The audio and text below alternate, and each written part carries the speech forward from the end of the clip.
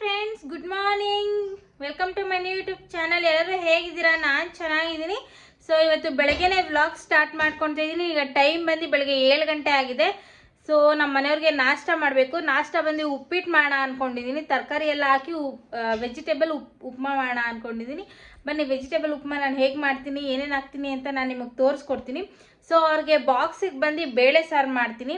So ನಮ್ಮ ಮನೆಯವ್ರಿಗೆ ಬೇಳೆ ಸಾರು ಅಂದರೆ ತುಂಬ ಇಷ್ಟ. ಸೊ ವಾರಕ್ಕೆ 2-3 ಸತಿ ಅವ್ರಿಗೆ ಬೇಳೆ ಸಾರು ಇರಲೇಬೇಕು. ಸೊ ಹಾಗಾಗಿ ಬಾಕ್ಸಿಗೆ ಬೇಳೆ ಸಾರು ನಾನು ಮಾಡ್ಕೊಳ್ತೀನಿ. ಫಸ್ಟು ಅವ್ರಿಗೆ ಉಪ್ಮಾ ಮಾಡಿ ಕೊಡೋಣ, ಅವರು ನಾಷ್ಟ ಮಾಡಿಕೊಂಡು ಹೊರಡಲಿ. ಬನ್ನಿ ಈಗ ಉಪ್ಮಾ ಮಾಡೋಣ.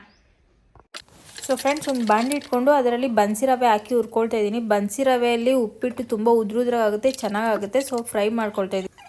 ಸೊ ರವೆ ಒಂದು ಸ್ವಲ್ಪ ಹುರ್ಕೊಂಡಿದ್ದಾದಮೇಲೆ ಈಗ ಅದೇ ಬಾಣಲಿಗೆ ಸ್ವಲ್ಪ ಎಣ್ಣೆ ಹಾಕಿ ಸಾಸಿವೆ ಹಾಕ್ಕೊಳ್ತಾ ಇದ್ದೀನಿ. ಸಾಸಿವೆ ಎಲ್ಲ ಚಿಟಪಟ ಆದಮೇಲೆ ಅವರೆಕಾಳು ಒಂದು ಸ್ವಲ್ಪ ಇತ್ತು. ಸೊ ಅವರೆಕಾಳು ಹಾಕ್ಕೊಂಡೆ.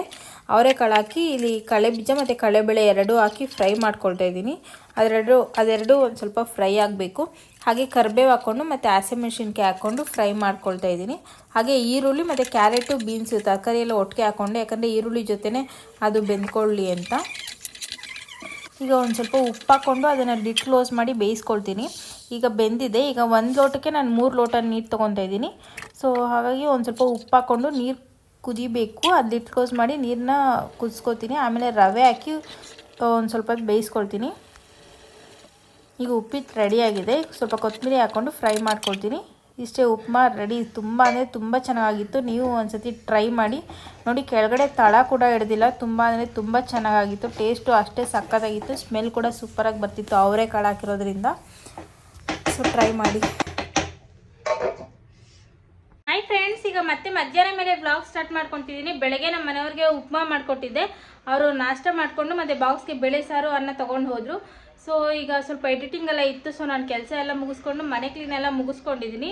ಈಗ ಟೈಮ್ ಬಂದು 3 ಗಂಟೆ ಆಗಿದೆ. ಸೊ ನಾನು ರೆಡಿ ಆಗಿದ್ದೀನಿ. ಸೊ ಈಗ ದೇವ್ರ ಮನೆ ಕ್ಲೀನ್ ಮಾಡ್ಕೊಳ್ಬೇಕು. ಇವತ್ತು ಸೋಮವಾರ.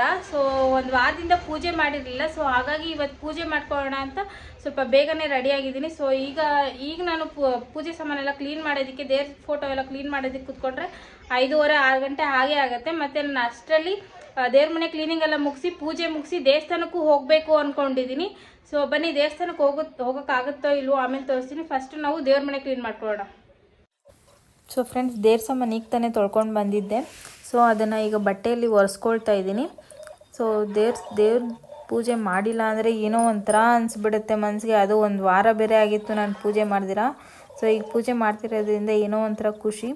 ಅದಕ್ಕೋಸ್ಕರ ನಂಗೆ ಮಧ್ಯಾಹ್ನ ನಿದ್ದೆ ಕೂಡ ಬಂದಿರಲಿಲ್ಲ. ಬೆಳಗ್ಗೆ ಬೇಗ ಎದ್ದಿದ್ದೆ, ಮಧ್ಯಾಹ್ನ ಮಲಗೋದಕ್ಕೆ ಕೂಡ ಆಗಲಿಲ್ಲ. ಸೊ ಅದಕ್ಕೆ ಬೇಗ ಎದ್ದು ಫ್ರೆಶ್ ಆಗಿ ಬೇಗ ದೇವ್ರ ಸಾಮಾನು ಕ್ಲೀನ್ ಮಾಡೋಣ ಅಂತ ಕೂತ್ಕೊಂಡೆ. ದೇವಸ್ಥಾನಕ್ಕೆ ಹೋಗಬೇಕು ಅಂತ ಅಂದ್ಕೊಂಡೆ, ಆದರೆ ದೇವಸ್ಥಾನಕ್ಕೆ ಹೋಗೋದಕ್ಕೆ ಆಗಲಿಲ್ಲ. ಸೊ ಈಗ ಅದು ದೇವ್ರ ಸಾಮಾನೆಲ್ಲ ಒರೆಸ್ಕೊಂಡು ಈಗ ಅದಕ್ಕೆ ಗಂಧ, ಅರಿಶಿನ, ಕುಂಕುಮ ಇದಿಷ್ಟು ಇಟ್ಕೊತಾ ಇದ್ದೀನಿ. ಹಾಗೆ ದೇವ್ರ ಫೋಟೋಗಳು ತೊಗೊಂಡಿದ್ದೆ. ದೇವ್ರ ಮನೆ ಮತ್ತು ಗ್ಲಾಸ್ ಎಲ್ಲ ಒರೆಸ್ಕೊಂಡಿದ್ದೆ ಆಗಲೇ. ಈಗ ದೇವ್ರ ಫೋಟೋ ಎಲ್ಲ ಇಳಿಸ್ಕೊಂಡು ಅದು ಕೂಡ ಒರೆಸ್ಕೊಂಡು ಅದಕ್ಕೂ ಗಂಧ, ಅರಿಶಿನ, ಕುಂಕುಮ ಎಲ್ಲ ಇಟ್ಕೊಳ್ತೀನಿ. ಮತ್ತು ಅದು ಗೆಜ್ಜೆ ವಸ್ತ್ರ ಎಲ್ಲ ಚೇಂಜ್ ಮಾಡಬೇಕು. ಅದಕ್ಕೆ ಅದನ್ನು ಕೆಳಗಡೆ ಹಾಕ್ಕೊಳ್ತಾ ಇದ್ದೀನಿ, ಬೇರೆದು ಹಾಕ್ತೀನಿ. ದೇವ್ರ ಫೋಟೋಗಳು ಕೂಡ ನಾನು ಕೆಳಗಡೆ ಇಡೋದಿಲ್ಲ. ಅಲ್ಲಿ ಬಾಕ್ಸ್ ಇಟ್ಟಿದ್ನಲ್ಲ, ಆ ಬಾಕ್ಸ್ ಮೇಲೆ ಇಟ್ಕೊತಿದ್ದೆ. ಸೊ ಈಗ ದೇವ್ರ ಫೋಟೋನ ಇಷ್ಟು ದಿನ ಈ ಬೂತಿಯಲ್ಲಿ ಬಟ್ಟೆ ಇಟ್ಕೊಳ್ತಾ ಇದ್ದೆ, ಬಟ್ ಇವತ್ತು ಗಂಧದಲ್ಲೇ ಇಟ್ಕೊಂಡೆ. ಸೊ ತುಂಬ ಲಕ್ಷಣವಾಗಿ ಕಾಣ್ತಿತ್ತು. ಯಾರೋ ಒಬ್ರು ಹೇಳಿದ್ರು ನನಗೆ ಗಂಧದಲ್ಲೇ ದೇವ್ರ ಫೋಟೋಗಳಿಗೆ ಬಟ್ಟಿಡಬೇಕು ಅಂತ. ಸೊ ಅದಕ್ಕೆ ಗಂಧದಲ್ಲೇ ಇಟ್ಟೆ. ತುಂಬ ಚೆನ್ನಾಗಿತ್ತು. ಇನ್ಫ್ಯಾಕ್ಟ್ ಗಂಧ ಯೂಸ್ ಮಾಡಿದ್ರೆ ಮನೆಯೆಲ್ಲ ಒಂಥರ ಗಂಧದ ಸ್ಮೆಲ್ ಬರ್ತಾ ಇರುತ್ತೆ. ಅದಂತೂ ತುಂಬ ಚೆನ್ನಾಗಿರುತ್ತೆ. ಸೊ ನಾನಿವತ್ತು ಗಂಧದಲ್ಲೇ ಎಲ್ಲ ದೇವ್ರ ಫೋಟೋಗಳಿಗೂ ಬಟ್ಟಿಟ್ಕೊಂಡೆ. ತುಂಬ ಅಂದರೆ ತುಂಬ ಚೆನ್ನಾಗಿ ಸ್ಮೆಲ್ ಬರ್ತಿತ್ತು. ನೋಡೋಕ್ಕೂ ತುಂಬ ಚೆನ್ನಾಗಿತ್ತು. ಸೊ ಈಗ ದೇವ್ರ ಫೋಟೋಗಳಿಗೆಲ್ಲ ಇಟ್ಕೊಂಡು ಪುಟ್ಟದು 2 ಗಣೇಶಂದು ವಿಗ್ರಹ ಥರ ಇದೆ, ಅದಕ್ಕೂ ಬಟ್ಟೆ ಇಟ್ಕೊಳ್ತಾ ಇದ್ದೀನಿ. ಸೊ ಕೃಷ್ಣಂದು ಒಂದು ವಿಗ್ರಹ ಥರ ಇದೆ, ಅದು ಯಾರೋ ಗಿಫ್ಟ್ ಕೊಟ್ಟಿದ್ದು. ಬಟ್ ನಮ್ಮ ದೇವ್ರ ಮನೆ ಚಿಕ್ಕದಾಗಿರೋದ್ರಿಂದ ಅಲ್ಲಿ ಇಟ್ಕೊಳ್ಳೋದಕ್ಕೆ ಆಗೋದಿಲ್ಲ. ಸೊ ನಾನು ಇಡೋದ ಬೇಡವಾ ಅಂತ ಯೋಚನೆ ಮಾಡ್ತೀನಿ. ದೇವಸ್ಥಾನಕ್ಕೆ ಹೋಗ್ತೀನಲ್ಲ, ಅಲ್ಲಿ ತೊಗೊಂಡೋಗಿ ಇಟ್ಬೇಡ ಅಂತ. ಸೊ ನೋಡೋಣ, ಇನ್ನೂ ಯೋಚನೆ ಮಾಡಿಲ್ಲ. ಈಗ ಬಾಗಿಲ ಹತ್ರ ಬಂದುಬಿಟ್ಟು ಸ್ವಸ್ತಿಕ್ಕು, ಓಮು ಮತ್ತು ತ್ರಿಶೂಲ ಇದಿಷ್ಟು ಬರ್ಕೊಳ್ತಾ ಇದ್ದೀನಿ. ಬಾಗಿಲ ಹತ್ರ ಬರಿಬೇಕು ಅಂತಾರೆ. ಮತ್ತು ಕಮಲನೂ ಬರೆಯೋಣ ಅಂತ ಅಂದ್ಕೊಂಡೆ, ಬಟ್ ಯಾಕೋ ಟೈಮ್ ಆಗಲಿಲ್ಲ. ಸೊ ಇಷ್ಟು ಮಾತ್ರ ಬರ್ಕೊಂಡೆ. ಈಗ ಬಾಗಿಲಿಗೆ ಅರಿಶಿನ ಕುಂಕುಮ ಇಟ್ಕೊಳ್ತಾ ಇದ್ದೀನಿ. ಸೊ ಆಲ್ರೆಡಿ ಟೈಮ್ ಬಂದು 5:15 ಆಗಿದೆ. ಸೊ ಅದಕ್ಕೋಸ್ಕರ 5:05 ಆಗಿದೆ. ಈಗ ಹೊಸ್ಲಿಗೆ ಅರ್ಶಿನ ಕುಂಕುಮ ಇಟ್ಕೊಂಡು ರಂಗೋಲಿನೂ ಹಾಕ್ಕೊಂಡೆ. ದೇವ್ರ ಮನೇನೂ ಕ್ಲೀನ್ ಮಾಡ್ಕೊಂಡಿದ್ದಾಯ್ತು, ಬಾಗ್ಲಿಗೂ ಅರ್ಶಿನ ಕುಂಕುಮ ಇಟ್ಟಿದ್ದಾಯ್ತು, ಹೊಸ್ಲಿಗೂ ಅರ್ಶಿನ ಕುಂಕುಮ ಇಟ್ಟಿದ್ದಾಯ್ತು, ಎಲ್ಲ ರೆಡಿ ಮಾಡ್ಕೊಂಡಿದ್ದೀನಿ ನೋಡಿ. ದೇವ್ರ ಮನೇನೂ ರೆಡಿ ಮಾಡಿದ್ದೀನಿ. ಈಗ ಹೋಗ್ಬಿಟ್ಟು ಕಲಶಕ್ಕೆ ಎಲೆ ಮತ್ತು ಹೂವು ತರಬೇಕು. ಸೊ ಈಗ ಕರೆಕ್ಟಾಗಿ 5 ಗಂಟೆ ಆಗಿದೆ. 5 ಗಂಟೆ ಅಷ್ಟರಲ್ಲಿ ಎಲ್ಲ ಕೆಲಸ ಮುಗಿಸ್ಕೊಂಡಿದ್ದೀನಿ. ಈಗ ಹೋಗಿ ಹೂವು ಎಲ್ಲ ತೊಗೊಂಡು ಒಂದು 5 ಕಾಲ ಅಷ್ಟರಲ್ಲಿ ಆದರೂ ನಾನು ಪೂಜೆ ಮುಗಿಸ್ಕೊಂಡ್ರೆ ಆಮೇಲೆ ಆರಾಮಾಗಿ ದೇವಸ್ಥಾನಕ್ಕೆ ಹೋಗಿ ಬರ್ಬೋದು. ಸೊ ಬನ್ನಿ ಇವಾಗ ಹೋಗಿ ಎಲೆ ಮತ್ತು ಹೂವು ತೊಗೊಂಬರೋಣ. ಅದಕ್ಕೂ ಮುಂಚೆ ಬೆಡ್ ಮೇಲೆ ಮತ್ತು ದಿವಾನ ಮೇಲೆ ಇದ್ದೆಲ್ಲ ನಾನು ಒಣಗಾಕಿದ್ನಲ್ಲ, ರಾತ್ರಿ ಎಲ್ಲ ಅಲ್ಲೇ ಬಿಟ್ಟಿದ್ದೆ. ಸೊ ಚಳಿ ಆಗಿರೋದ್ರಿಂದ ಅದೆಲ್ಲ ತಣ್ಣಗಾಗಿರುತ್ತೆ. ಸೊ ಇವತ್ತು ಬಿಸಿಲಲ್ಲಿ ಹಾಗೆ ಬಿಟ್ಟಿದ್ದೆ. ಸೊ ಈಗ ಒಣಗಿದೆ ಚೆನ್ನಾಗಿ. ಈಗ ತಂದು ಇದ್ರ ಮೇಲೆಲ್ಲ ಹಾಸ್ತೀನಿ.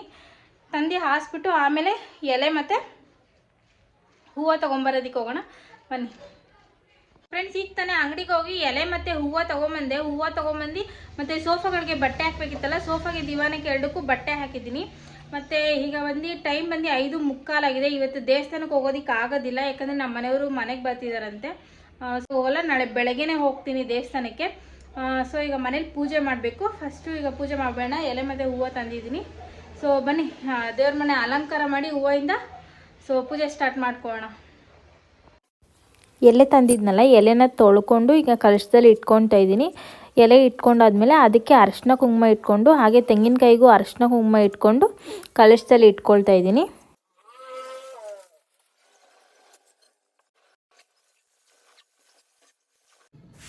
ಈಗ ತಾನೇ ದೇವ್ರ ಮನೇಲಿ ದೀಪ ಹಚ್ಕೊಂಡೆ ನೋಡಿ. ದೇವ್ರ ಮನೆ ಎಷ್ಟು ಚೆನ್ನಾಗಿ ಕಾಣ್ತಾ ಇದೆ. ಮನೆಯಲ್ಲಿ ದೇವ್ರ ದೀಪ ಹಚ್ಚಿದ್ರೇ ಏನೋ ಒಂಥರ ಖುಷಿ.